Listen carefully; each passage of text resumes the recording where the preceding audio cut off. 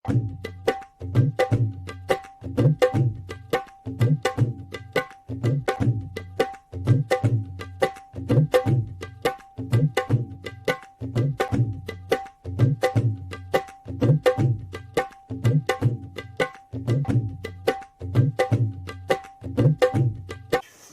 शाय कायनी ते हुकूमत भी मामले पर गति पूछती है।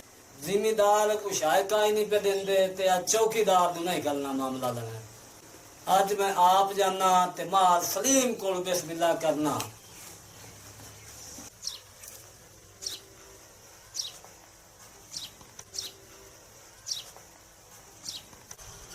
हाँ मार सलीम दाई कोई नहीं तेरा नहीं कर ले। अब्बा सलीम है, अब्बा सलीम है ओ इस दा कोई नहीं तेरा। वाह कराए दो वाह दी घड़ी।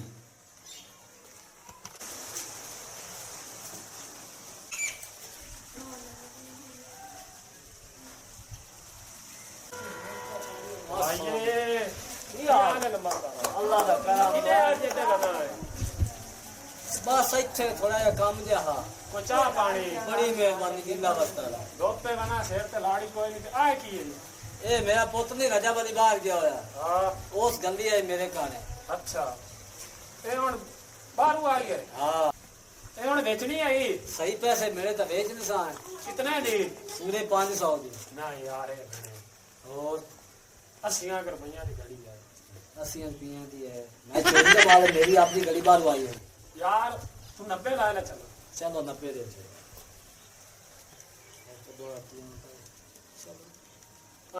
आई लौट मैनू दा दे पैड़े ज्यादा आ भी नहीं सकते ने। आ 100 ला नहीं बड़ी नहीं दे। हम जानना है अल्लाह दिसको ठीक।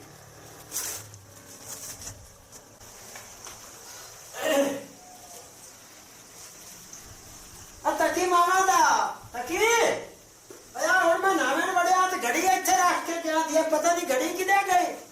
तकिया तकी उत्ते मेरी घड़ी पई आई मैं यार पठियां लवाया ते नावे लग्या ला ये बाहर दी घड़ी आई बड़ी कीमती। किसे आंदे जांदे नु वेख्या होवे यार ती बाहर दी घड़ी आई राह लीला गोल गई जाना मैं दिया हुन इत्थे घड़ी पई 5-10 मिनटां च किते गायब हो गई है। पर अगे जो सारे जेड़े जट्टे नंबरदार बनदा तू दे को जाना अज तू बखो नु साथ लेना गोमे नु तो फाजिल सारे नु इकट्ठा करके नंबरदार को ला चलना बदिया 5 मिनटां च घड़ी गायब होई खड़ोती है।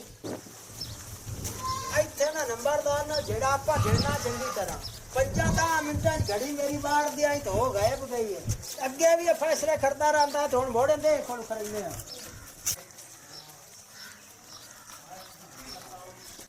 अस्सलाम वालेकुम। वाह नंबरदार साहब अल्लाह का बड़ा करम है। बो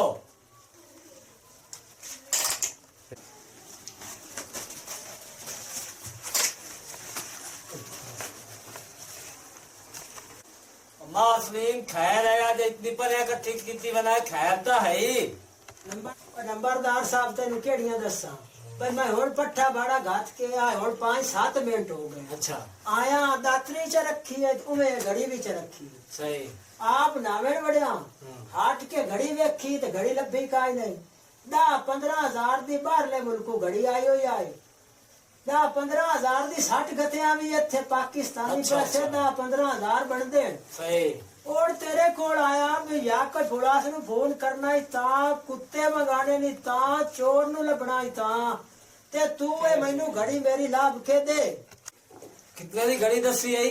नंबरदारा 10-15 हजार दी पाकिस्तानी कीमत बनदी इतने दी घड़ी आई बाहरले मुल्कों आई महंगी घड़ी आई। अच्छा अच्छा उसी मोड़ तेरी बात दी घड़ी पर कोई नहीं साजू मोची ने वाजू शेख नु मैं ना ते मसीते भी ऐलान करवा लेने ते सच्चो तो मुड़ अपना घर दा दी पुत्र ओनु भी आप आग लेना लाभ लेना घड़ी तेरी।